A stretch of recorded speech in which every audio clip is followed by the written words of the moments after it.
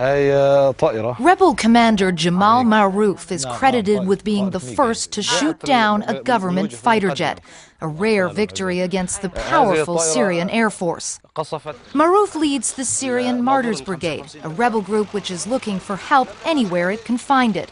He told us he's received guns and ammunition from outside Syria, but he's had to capture heavy weapons like this tank from the Syrian army. He took us to the city of Marat Noman in northern Syria to show us what the government forces are doing. This is a civilian area, he told us. They hit this area randomly even though there are no fighters here. Jamal Maroof and his men told us that they were able to push regime forces out of this city in just 24 hours. But now the real battle begins. The few residents who still live here told us that 2/3 of the city looks like this. Suddenly, we heard a government fighter jet wheel overhead, followed by the sound of anti-aircraft fire. Nervous residents scanned the skies to see where the plane would drop its bombs.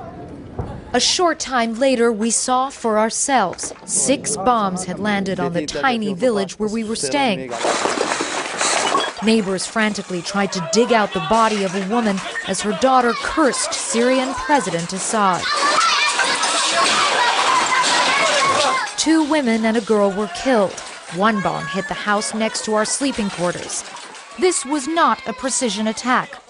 Residents showed us proof, a parachute attached to one of the bombs. There's no control as they drift down from the sky, killing indiscriminately. The villagers believed the intent was to terrorize them. That night, the commander was focused on how to limit Assad's ability to bomb at will.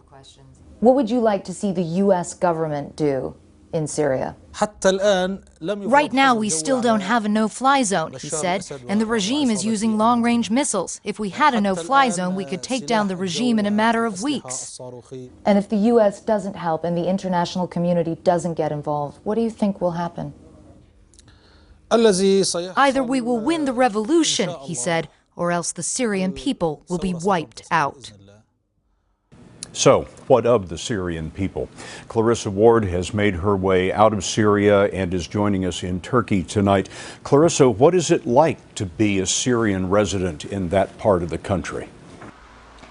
It's incredibly challenging, Scott. The people in the house that we were living in, while they weren't actually injured by the blast, all of the windows in the house were blown in, their furniture was broken, but more than that, the psychological devastation of witnessing an attack like that. One woman went into a complete state of shock. She was shivering uncontrollably. She kept repeating over and over again, "Tayyara, tayyara, plane, plane."